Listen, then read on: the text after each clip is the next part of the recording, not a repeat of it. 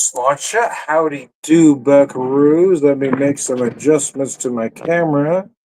So you think I'm in this nice little cabin and not in my living room. Anyways, I digress. How the heck are you, man? It is Sunday. I do work tomorrow. I like to do a Sunday video when I can. I don't go in early, so it's not like the old days when I had to be at work at 6 in the morning. No, I can relax a little bit. So, anyways, make sure everything is working like it should be.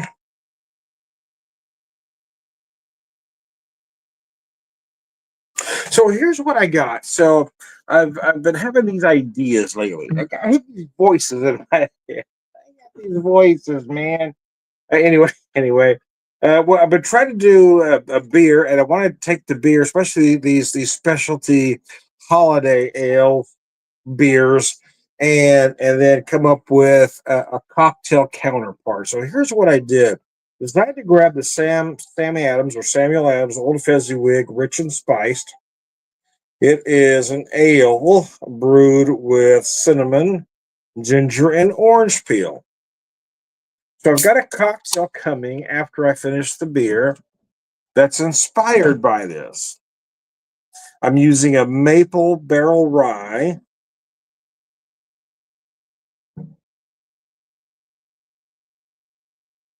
with an orange zest, simple syrup,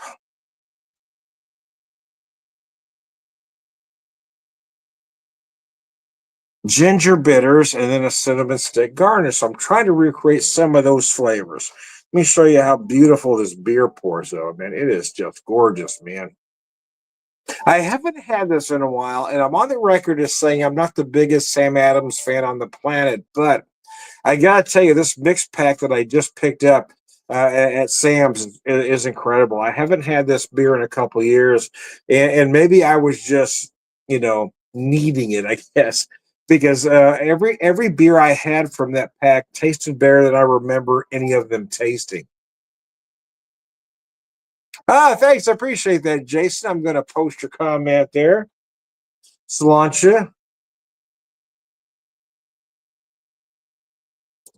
So I'm going to drink this. I'm going to relax, take it easy, have a conversation with you. And when the beer's gone, I'm going to bring up a cocktail that was inspired by Old Fezziwig.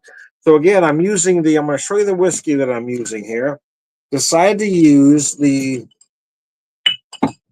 Echo Spirits out of Columbus, Ohio. They're maple finished rye whiskey at 121 proof. So I'm using this rye, an orange zest, simple syrup, some ginger bitters, and a cinnamon stick garnish. Oh, and some cherry garnish as well. Trying to get those flavors. Trying to get those old Fezziwig flavors. So where did I get this? That's a hell of a question, Jason, because I've had this for probably the better part of 2 decades. I don't know, decade and a half at least. I've had it for so long I couldn't even tell you.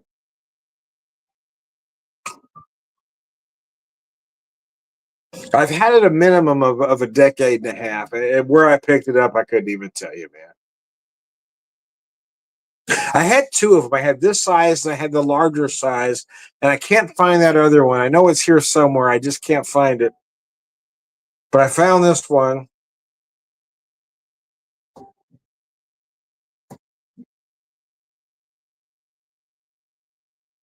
And I had to dig for it. It had been buried because I've got so much glassware, Jason, that it took me a long time to find it. Because I've got stuff in boxes, I've got stuff in storage. So I wasn't even sure if I had it here at this particular residence. But it was buried. It was buried, but my wife found it for me so I could dig it out because I haven't had the Sam Adams beers in a while. But she found this mix pack at Sam's, so I figured, oh, what the hell? Let's pick it up. And I've been rather impressed by it. This Fezziwig is just absolutely gorgeous. I don't think I told you the ABV on it. It's not big. 5.9, 5.9, 25 IBUs. And that's kind of been my issue with Sam Adams. I felt that at some point they made a decision just to play it safe. Well, craft beer was kind of exploding and going in a different direction. They decided to turn it down a notch. And I don't think that was a great decision. Well, I didn't think it was a great decision at the time. Let me say that. It's turned out to be a fine decision for them because obviously they're doing all right. But I mean, way back when, I think it was about '07, maybe '07, '06, '07, they had that Hallertau Imperial Pilsner. And they were one of the first to really do that. They were, I mean, there was that point right about there between '05 and '10, '05 and 10, actually, let me say that, where they were just on the cutting edge, man. They were just doing everything right. Then I felt like they made a decision just to kind of relax, take it down a notch. And at the time, I criticized them for it, but obviously, it seems like they knew what they were doing. I got to be honest with you. I haven't had any of these beers in a few years, and I got to tell you, every beer out of that mix pack was just amazing. That Golden Pilsner was just incredible. This one, it's just everything is just better than I remember it. So maybe I was judging them more harshly than I should have. Vanessa, how are you? You know what? You have a bottle of Utopia. I've tasted it, but I've never owned a bottle.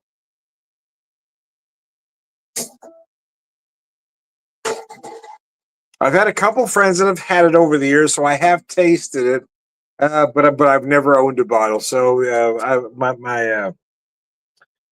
have admiration for you for having a bottle of that.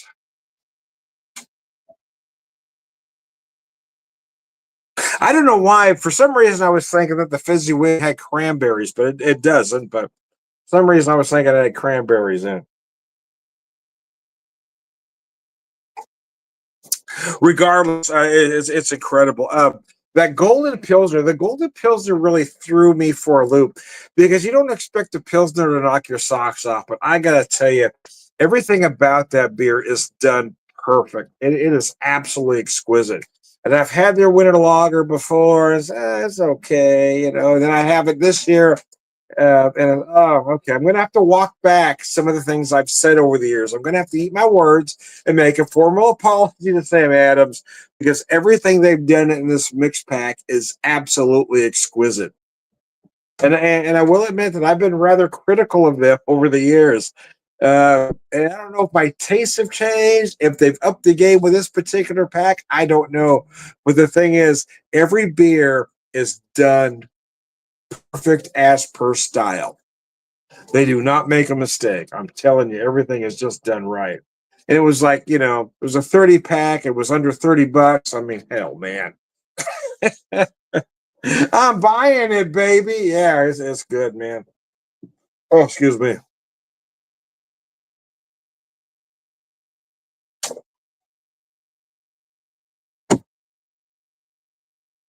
But yeah, I mean, going back to the golden pilsner, you don't expect a pilsner to use. Oh, it's a nice pilsner. It's done well.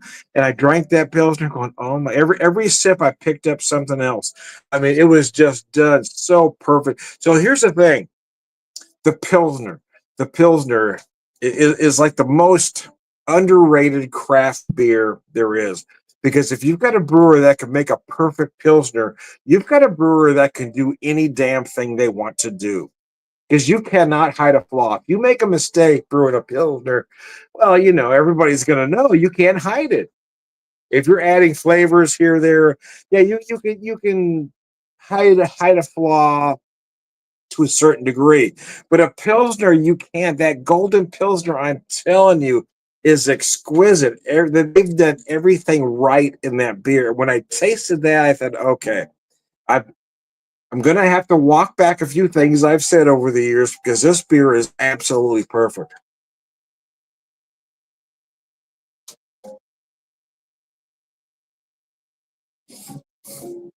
I could buy two more bottles. They have you. Oh my god.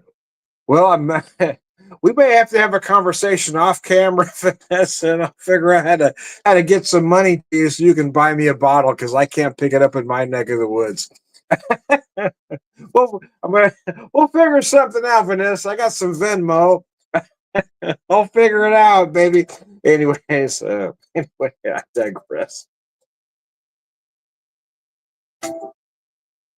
Uh, yeah, I had a friend had a bottle a few years ago, and I had a sample, and then a local liquor store. It's been a few years. Actually, it's probably been about 5, 6 years since I've had it.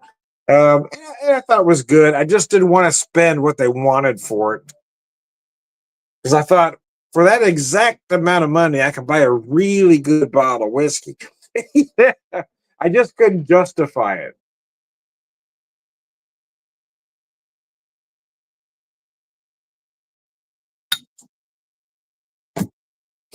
I remember I didn't try the Fezziwigs last year or the year before, I think. And I remember liking it, thinking it was a decent beer.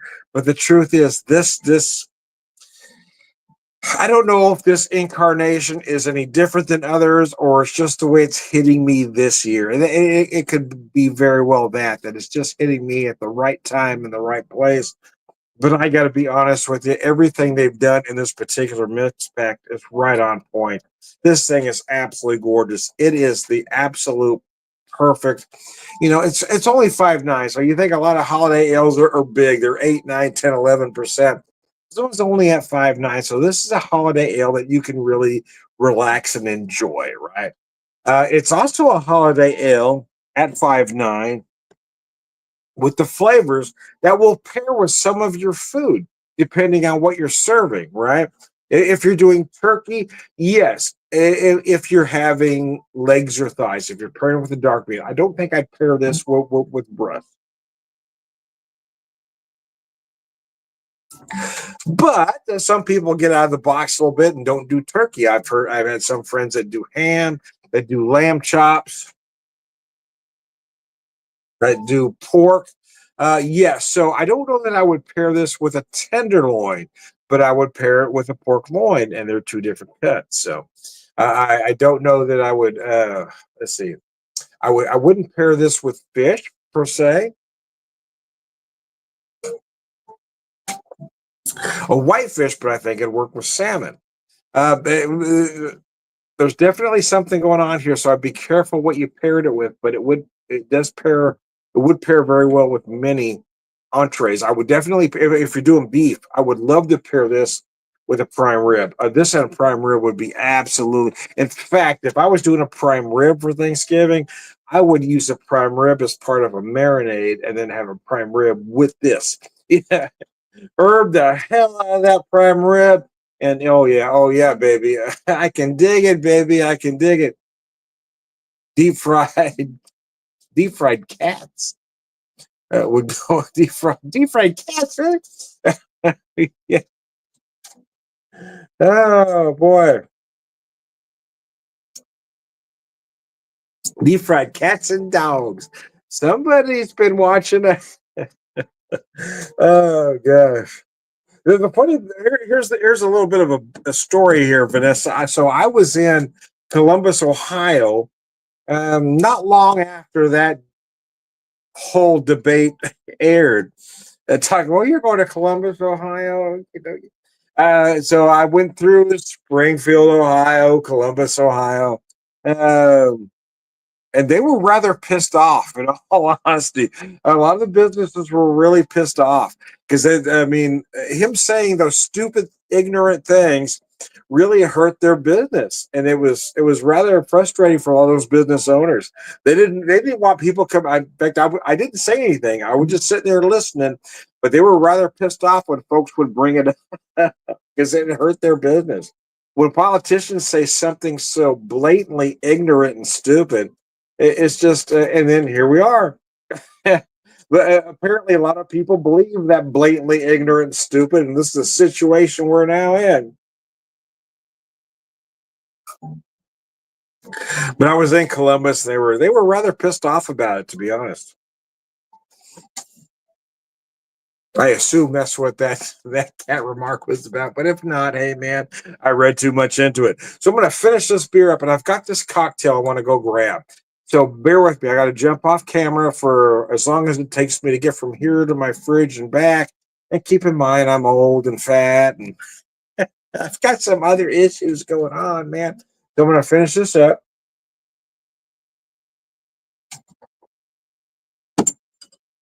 So I'm going to be right back with my old Fezziwig inspired cocktail.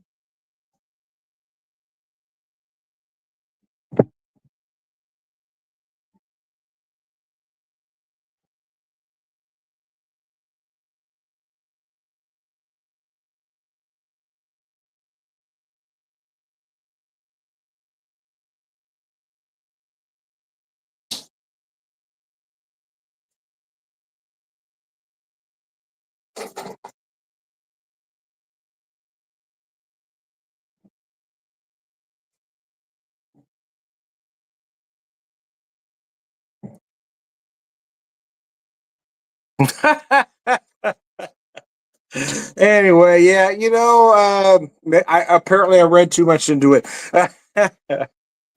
Anyway, yeah, she meant catfish. She said cat, but meant catfish. Anyway, when I just read cat, it just reminded me of that whole Springfield, Ohio fiasco that our new vice president said, and here's where we are. We are we are the champions of stupid now. But anyway, catfish. So here's what I got. So this is my old Fezziwig inspired cocktail.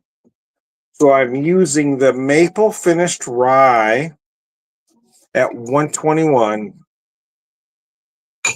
I'm using my own raw sugar, simple, equal parts raw sugar, water, but then I add some orange zest to it. So I wanted to get that orange zest infused in that simple to kind of emulate that those notes in here. So ginger. So the ginger, I'm using ginger bitters. I used a couple dashes of ginger bitters, and then I'm using a cinnamon stick garnish to slowly impart small amounts of cinnamon, a little bit at a time, and just for fun, just for color, uh, I've added some cocktail cherries at the bottom of the cocktail. Oh, that's nice. So does it taste exactly? Does it taste exactly like a Fezziwig? Well, of course not. It's not supposed to. But I used the Fezziwig as an inspiration to put this cocktail together.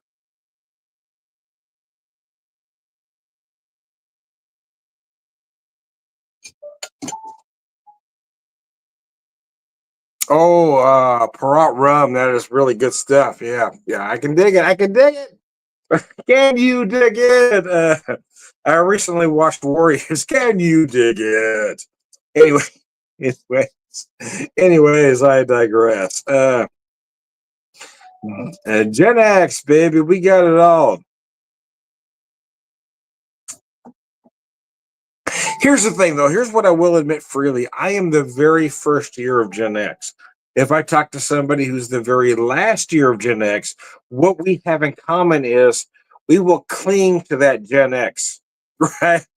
I do not want to be referred to. I do not want to be referred to as a boomer. I'm not a boomer. 1965 is the very first year of Gen X. The very last year of Gen X does not want to be called a millennial. They will dig their heels in. But here's the thing. Here's the honesty.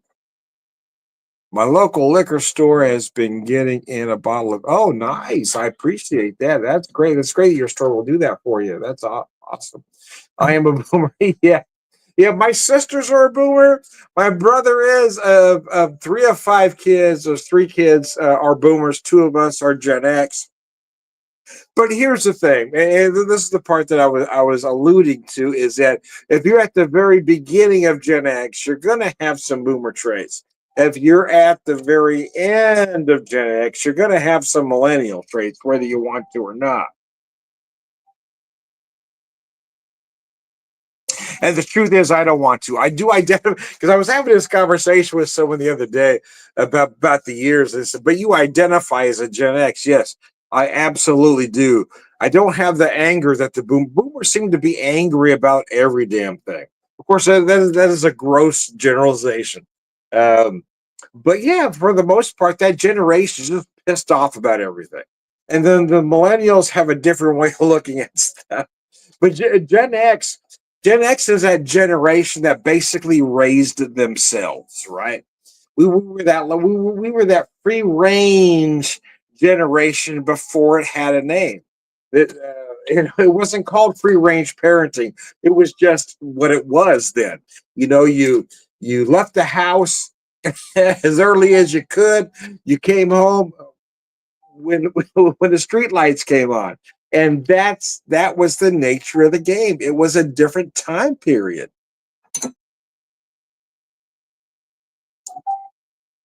So because of that, I feel like Gen X is more resilient than a lot of other generations.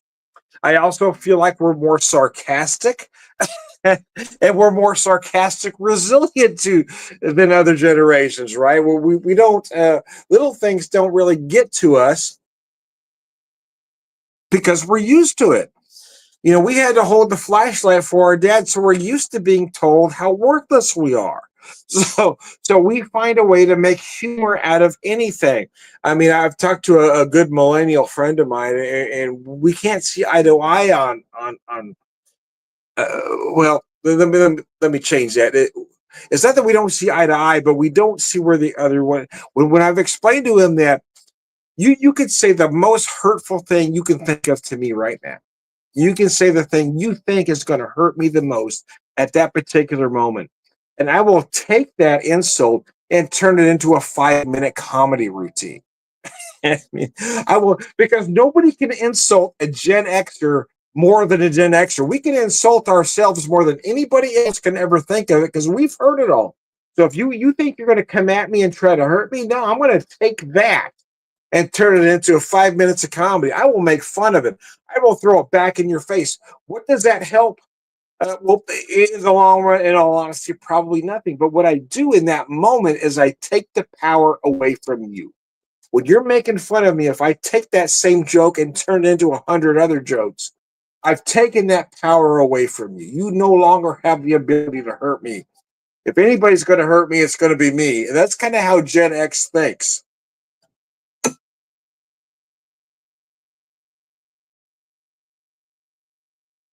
Yeah, I don't think so. And I've got two older sisters and one older brother. I know will disagree with you because they know as far as sarcasm goes, nobody is better in the family than I. I will take them all.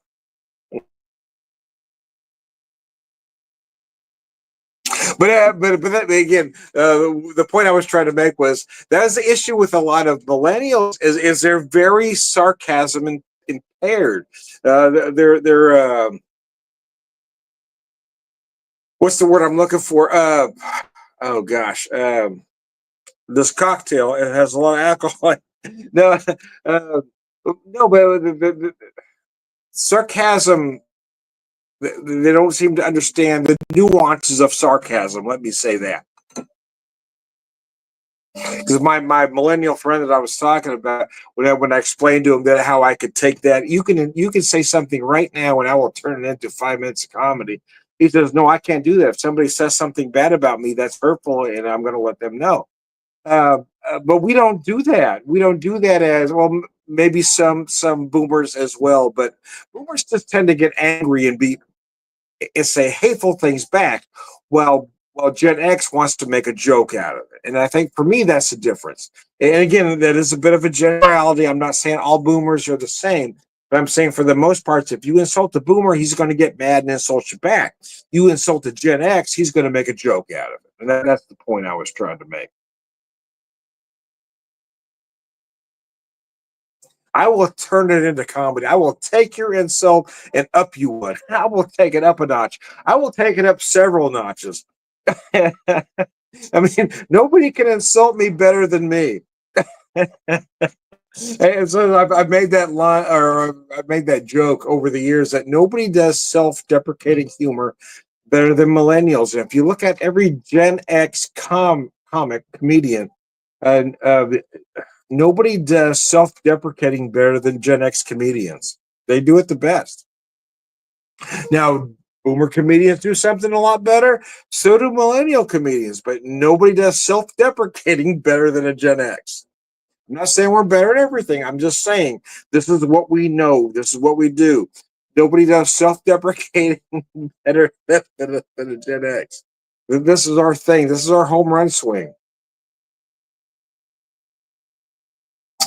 Right, wrong, or indifferent. But to be 100% truthful with you, it is. I mean, it's a coping mechanism. It's a survival mechanism. This is how we've all been able to go through what we've gone through, our upbringing, uh, such as it was, the things we went through, and then our lives since then. For me, I didn't have a terrible upbringing, but it was different. My mom and dad did care about us, but I mean, by today's standards, I probably would have been turned into child protective services. But then as an adult, I mean, I lost my son to cancer. There's a lot of things that I've been through over the years that I've had to find a way to either laugh at it or just explode.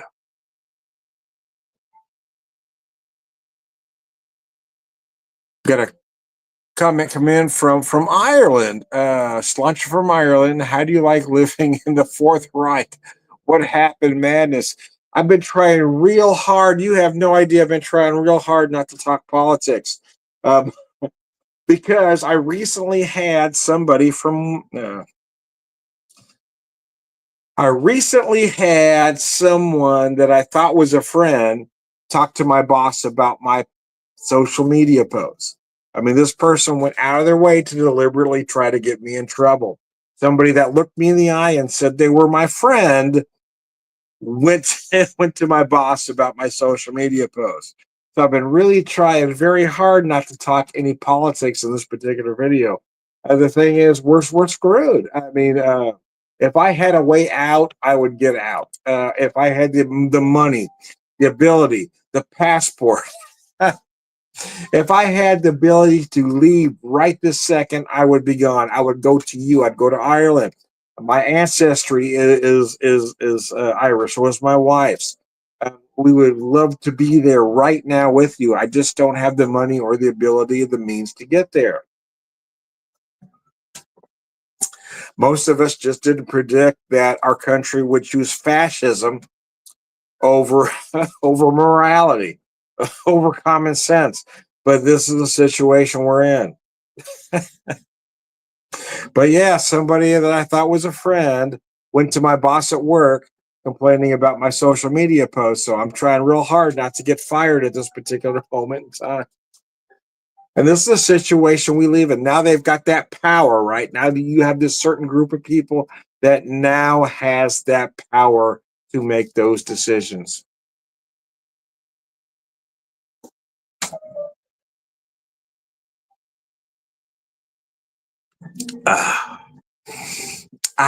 Anyways, I digress. But I digress. I was trying to keep this video really happy. Then you asked me that question, and I don't have the ability not to be honest. I just don't. So, anyways, I digress. I'm going to show you this beer one more time, though, or the can, if nothing else. Sam Adams Old Fezziwig. I got to tell you, in the past, this beer hasn't. I've always thought it was good, but I don't know if this is the way I'm receiving it this year. I just feel like everything they've done in this particular mix pack is just exquisite. I've liked every beer I had, and this is a perfect holiday ale. So for me, coming up with this cocktail, I didn't necessarily want to be just like the Fezziwig, but I wanted to use those same flavors and aromas and create a nice cocktail, and I feel like I've done that. So I used the Echo Spirits Maple Barrel Rye, my Orange Zest Simple, some ginger bitters, some cherries, and a cinnamon stick garnish. I am Tom, the Beer Whisperer, Beer Evangelist, prolific beer drinker, purveyor of wisdom.